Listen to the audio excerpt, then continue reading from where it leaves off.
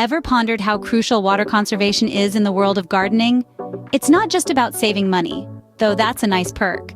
It's about reducing our water consumption and preserving our precious environment. In this world of water restrictions and frequent droughts, efficient water usage becomes not just important, but essential in maintaining our lush green paradises. The good news? There's a simple and effective solution: rain barrels. Rain barrels, you ask? Yes, indeed. These are a gardener's secret weapon. Let's take a step-by-step look at their benefits. First off, rain barrels help us conserve water. They collect and store rainwater that would otherwise be lost to runoff, meaning less tap water is needed to keep your garden lush. This leads us to the second benefit: saving money. By using rainwater instead of tap water, your water bill will see a significant decrease. But the benefits don't stop at your wallet. Your plants will thank you too.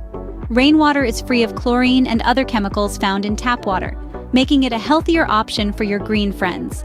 Lastly, by reducing water runoff, rain barrels help control soil erosion. This means your garden soil stays where it should, nourishing your plants, not washing away. So, are you ready to make a change and start using rain barrels in your garden?